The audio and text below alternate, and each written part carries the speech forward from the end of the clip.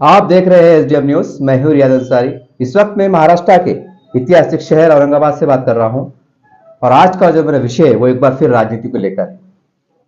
एक वीडियो है, देखिए। वो वीडियो आजकल सोशल मीडिया पे, व्हाट्सएप पे बहुत गर्दिश कर रहा है और तकरीबन कई सैकड़ों ग्रुप में देखा जा रहा है। और उसके वो वीडियो जो है तो एक कोई बीजेपी पार्टी का रैली का है। और मैंने भी जांच करने की कोशिश की कि भाई कौन से जिले का है, कौन से गांव का, लेकिन कंफर्म नहीं हो पा रहा। लेकिन है तो कहीं ना कहीं महाराष्ट्र का ही और इलेक्शन को लेकर ही है। उस वीडियो में खास बात यह है कि कई मतलब मुसलमान की बुरखा पेश हमारी माए बहनें जो बुरखा पहने हुई है वो उनकी रैली में जा रही। और वीडियो में एक बैक बैक बैक साइड से आवाज आ रही है बैकग्राउंड में कि देखो मुसलमान की औरतें क्या कर रही है, ये ऐसा हो रहा है करके हालात बिगड़ रहे हैं, ऐसी बहुत सी बातें आ रही है। चलिए मैं आपको पहले वीडियो देख लो आप। और अगर कहाँ का वीडियो अगर आपको पता है तो कमेंट्स करके बता दीजिएगा। पहले वीडियो देख लीजिए, फिर उसके बाद मैं आपको आगे की बात करने देता हूं। पहले वीडियो देखिए आप। देखो, ये है मुसलमानों की तरक्की के असबाब। ये मुसलमान की औरतें भी जो है ये मेले में निकल गई। देखो, बच्चियां भी है हमारी मुसलमानों की। वाह वाह, क्या हमारी तरक्की होंगी। देखो, ये मुसलमानों की ये औरतें हैं, ये बच्चे हैं। ये क्यों आए, इनकी क्या मजबूरी थी, इनको इतनी सारी आ गई। ओहो, देखो देखो कितनी मुस्लिम औरतें आई। कहाँ से आई ये सब, कौन इसका दरिया है, किधर है हम मुसलमान। कितने गिर गए, कितने नीचे लेवल पे चले गए कि हमारे दुश्मनों को साथ देंगे। देखो कितने मुसलमान नीचे चले गए, देखो क्या गिर गए मुसलमान, क्या हरकत हो गई। इस तरह से आपने वीडियो देखा, वीडियो का मंजर भी देखा, तो मैंने सोचा कि चलो इसके ऊपर कुछ बात की जाए, क्योंकि वीडियो बहुत काफी वायरल हो रहा है और काफी लोग कमेंट्स भी कर रहे हैं, कुछ कुछ कुछ नीचे लिख के भेज रहे हैं, बहुत सी बात हो रही है। लेकिन मैं बड़े अदब एहतराम के साथ, बड़े सम्मान के साथ महाराष्ट्र के तमाम बिला लिहाज, चाहे राष्ट्रवादी के हो, कांग्रेस के हो या शिवसेना के हो, जो भी पार्टी से ताल्लुक रखते हैं आप, और जो मुसलमान नेता है जो बड़े बड़े पदों पर बैठे हुए, मैं उनसे पूछना चाहता हूं। उसके अंदर कहा गया है कि 300 रुपए की लालच दी गई, ऐसा उसमें लिखा जा रहा है, नीचे एक एक भेजा जा रहा है। अब क्या सही है क्या गलत है तो ये तो जांच का विषय है। लेकिन सवाल ये है कि थोड़ी देर के वास्ते मान लीजिए कि ये 300 रुपए के लालच में ये इनको लाया गया था, एक मान लीजिए उदाहरण के वास्ते। तो सवाल यह है कि ऐसी हालत पैदा करने वालों का जिम्मेदार कौन कौन है जिम्मेदार। आज जो सरकार को गालियां दी जा रही है, बुरा भला बोला जा रहा है, वही सरकार लाडली बहन के नाम पे जो है तो योजना दे रही है। और देखा होगा आपने, खासकर औरंगाबाद या जहां भी मुसलमानों के इलाके है, शहर है, गांव है, वहां पर हमारी माए बहनें जो है तो बुर्कापोश खवातीन सुबह 4 बजे से, औरंगाबाद का रिकॉर्ड है, शागन के अंदर एक वीडियो वायरल हुआ है कि 4 बजे से मुसलमान की खवातीन हमारी माए बहनें जो है तो नंबर ला खड़ी हुई है। 4 बजे रात को ये वीडियो वायरल है, देखिए औरंगाबाद की सोशल मीडिया पे। तो क्या है ये? अरे भाई, ये सरकार जो आपको योजना दे रही है आप उसका लाभ उठा रहे हैं, और एक तरफ जो है तो सरकार को बुरा बोल रहे हैं। अब कुछ लोग कमेंट करेंगे कि भाई सरकार सबकी होती है, हम टैक्स देते हैं, टैक्स के पैसों से सरकार जो है तो योजनाएं देती है, सरकार का अपने जेब से देती है, नेता अपने जेब से देते हैं। ये ऐसे तर्क आते हैं। तो सवाल है ना फिर कि जो मुसलमान के नेता थे अब तक 75-76 साल में सेकुलर पार्टी से जुड़े हुए थे, तो फिर आपने मुसलमानों के विकास के लिए काम क्यों नहीं किया? ऐसी नौबत क्यों आन दिए? जैसा इल्जाम लगाया जा रहा है कि 300 रुपए 500 रुपए देके वो मुसलमान हमारी माए बहनों को लाया गया, बीजेपी गृह में लाया गया, इसका जिम्मेदार कौन है? और सवाल यह है कि खाली बीजेपी पार्टी कि इससे पहले हमने दे देखा मुख्तलिफ जो है तो मुसलमान के नेता जो होते थे, आप देखो पुराना रिकॉर्ड खंगालो। क्या पहली बार ऐसा हो रहा है कि मुसलमान की बुर्कापोश खवातीन हमारी माए बहनें तो कोई सियासी रैली में जलसे में नजर आ रही है? क्या और सियासी रैली में जलसे में नजर नहीं आए? वो कैसे आए थे? ये बात तो सवाल है ना साहब, कैसे आए थे? अगर आप कहेंगे कि नहीं वो कौम के दर्द से आए थे, अपने तरफ से आए थे, या ऐसा हुआ था तो वैसा हुआ था, तो सवाल ये उनके हालात फिर सुधरे क्यों नहीं? जब हर रैली में अगर अपने दिल से आते थे, अपने तरफ से आते थे, तो फिर उनके हालात सुधरे क्यों नहीं? ये सवाल है ना, इसका जिम्मेदार कौन है? और सबसे बड़ी बात यह है, ये वीडियो बनाने का जो मकसद है ना, ये वीडियो बनाने का मकसद आप मेरा शुरू हो रहा, ये सेक्टर कमेटी की रिपोर्ट है, कई रंगनाथ मिश्रा कमीशन की रिपोर्ट है, महमूदुर रहमान कमेटी की रिपोर्ट है, मैंने बाहर जिक्र भी किया हो इसका। उसके अंदर खास तौर से इशारा किया गया है, खुल्ला खुल्ला बोला गया है कि महाराष्ट्र के अंदर जितने भी वक्फ की प्रॉपर्टी है, वक्फ की जायदादें हैं, मुख्तलिफ इनाम की शक्ल में है, मुख्तलिफ शक्लों में है, दरगाह का इनाम है, मस्जिद का इनाम है, कब्रस्तान है, ईदगाह है, या कोई नेक शख्सियत है, जो भी है, हजारों एकड़ जमीन है, अगर उसका इस्तेमाल अगर सही तौर से किया जाए तो महाराष्ट्र का एक भी मुसलमान गरीब नहीं रहेगा। ये मेरी अपनी कोई रिपोर्ट नहीं है, मेरी कोई अपनी रिपोर्ट नहीं है। मुसलमानों के कई बड़े लीडरान, सियासी लीडरान, समाजी लीडरान, यहां तक कि हमारे काबिल एहतराम उलमा इकराम, तमाम इस्लामी संगठनों के जिम्मेदारान, ये बात उनको भी अच्छी तरीके से मालूम है। तो सवाल यह है कि जो वक्फ बोर्ड पे काम करने से महाराष्ट्र का एक भी मुसलमान गरीब नहीं रहेगा, बल्कि वह ज़कात देने वाला बन जाएगा, खैरात देने वाला बन जाएगा। तो फिर सवाल यह है कि उस पर काम हुआ क्यों नहीं? अरे जब आप लोगों को कौम का दर्द है, गरीब मुसलमानों का मतलब एहसास है, और जब मुख्तलिफ कमीशनों की रिपोर्ट ये आ रही निकल के कि वक्फ बोर्ड के ऊपर काम कर लिया जाए, तो महाराष्ट्र के, देश का छोड़ दीजिए आप, वो देश के वो जानेंगे, वहां के जिम्मेदार जानेंगे, लेकिन महाराष्ट्र के हद तक मैं बात कर रहा हूं। महाराष्ट्र के हद तक फिर जितने भी पार्टी के लीडर हैं, चाहे कोई भी पार्टी के लीडर हो, मैं किसी एक को नहीं कह रहा हूं, फिर आपने 24 घंटे वक्फ बोर्ड में रहना था, 24 घंटे जो है तो वक्फ मंत्रालय में वक्फ के मंत्री से बातचीत करना था, मुख्यमंत्री से बात करना था। कितने साल गुजर गए कि साहब वो फला गांव में जमीन है, वहां हमको शॉपिंग कॉम्प्लेक्स बनाने का है, हमको परमिशन दो, हमको लोन दो, हम किराए से देंगे, आपको फेडेंगे, ये करेंगे, वो करेंगे।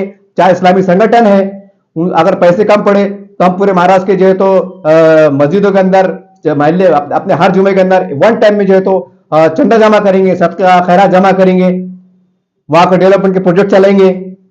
वो प्रोजेक्ट से आपका जो खड़े होंगे तो हम वो गरीब मुसलमानों को बहुत आसान कम रियायतों में किराए से देंगे, ताकि वह वक्फ बोर्ड की आमदनी में इजाफा हो, गरीब मुसलमानों को फायदा हो। यतीम, गरीब, बेवा, मिस्किन को हम कोई ऐसा रास्ता निकालेंगे कि उनको भाई जहां रुपया लगने वाला हो उनको 4 आने में मिल जाए। अगर घर अगर उनको मिल रहा है, समझो मिसाल तौर पर 10 लाख में, तो उनको 2.5 लाख में मिल जाए। ऐसा कोई न्यूजन, ऐसा कोई प्लान नहीं। और क्या बोलते, हमने 950 साल हुकूमत करे। अरे क्या हुकूमत करे? अरे हम उनके लिए मजाक बन गए। उनकी हुए आसमान की देख रही होंगी ना, तो वो भी मतलब खून की आंसू रो रही होंगी। वो क्यों रो रही होंगी कि साला हमारे टाइम तो ना मोबाइल था, ना व्हाट्सएप था, ना टेलीग्राम था, ना इंस्टाग्राम था, फिर भी हमने क्या क्या काम करे और हमने कामयाबी के साथ जो है तो हुकूमत चलाए। यहाँ की हिंदू बिरादरान वतन को अपने साथ में लिए। यहाँ की बिरादरी वतन ने हमको सारा आंखों बिठाया, किसको राजा बनाया, किसको महाराजा बनाया, किसको नवाब बनाया, किसको क्या बनाया।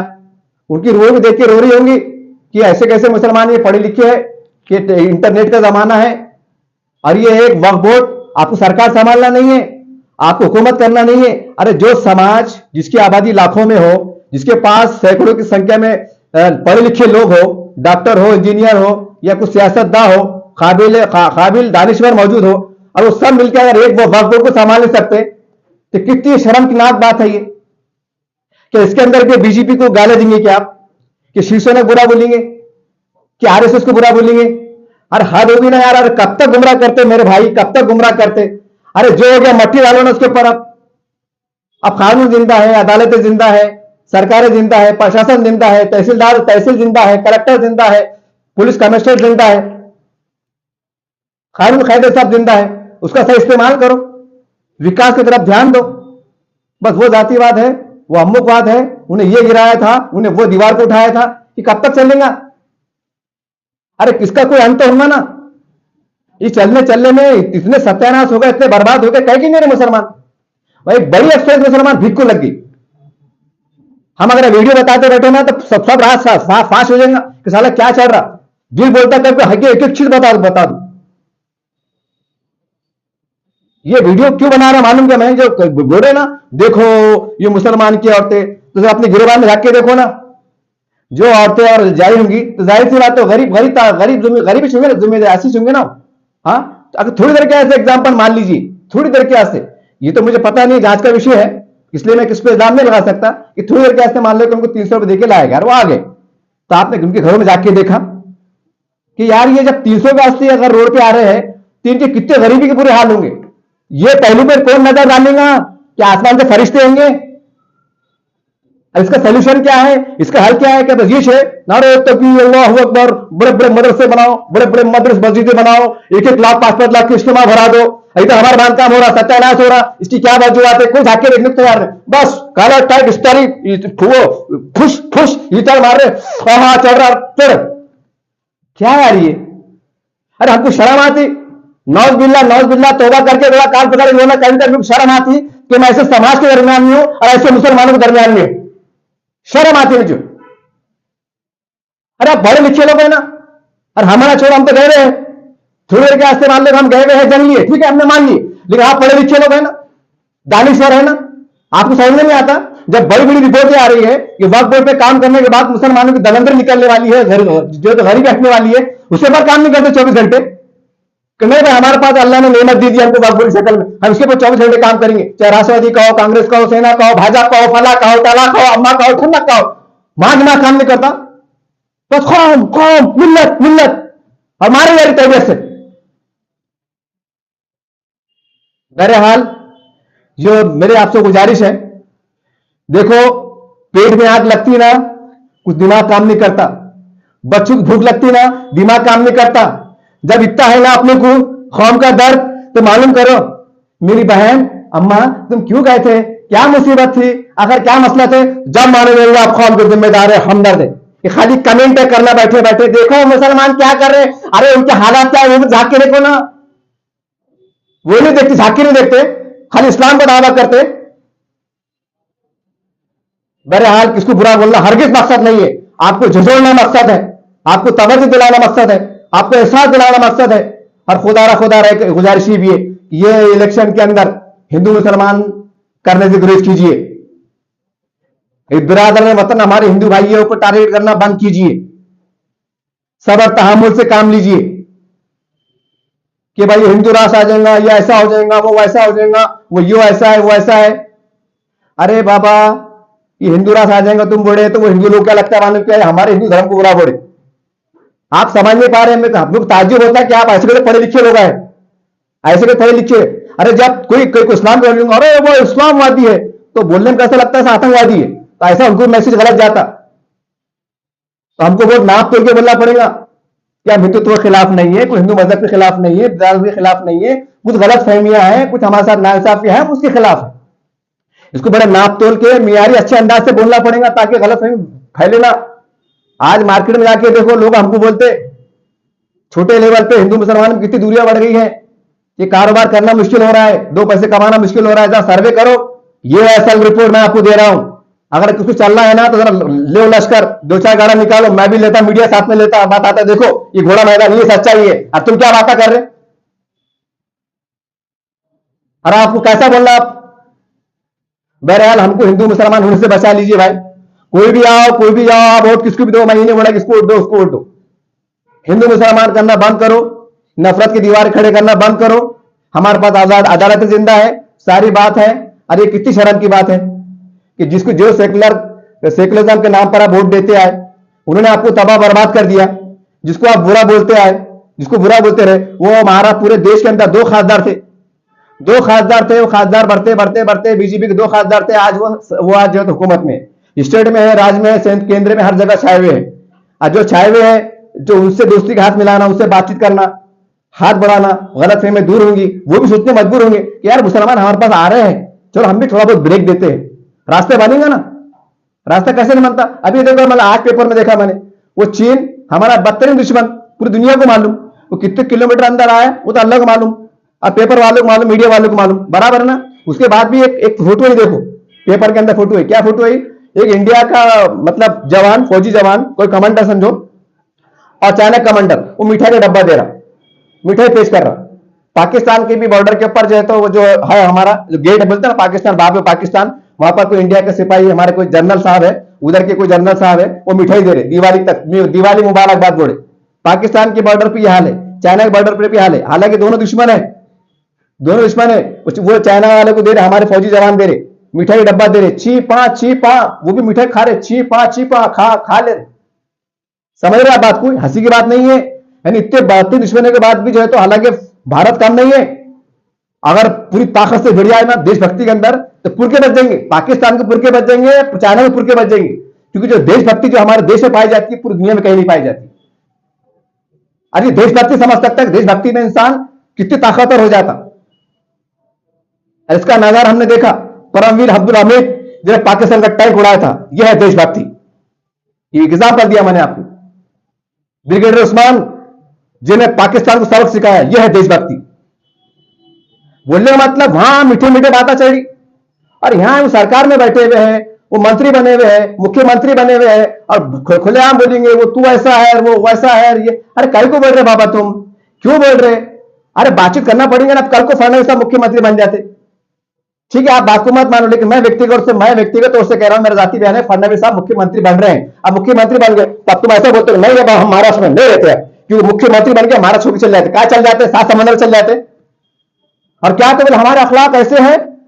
हमारे अखलाक को देख के गैरों ने ईमान लाए, और आज हमारे अखलाक, हमारे बड़ों के अखलाक भी ऐसी नहीं है कि हम उनकी शख्सियतों को अपनी तरफ मायल कर सके, एक दोस्ती हाथ बढ़ा के कामयाब कर सकते। जब हमारे इतने अखलाक नहीं है तो कौन सा इस्लाम, कौन सी शरीयत, कौन सी मारिफत, कौन सी तरीकत?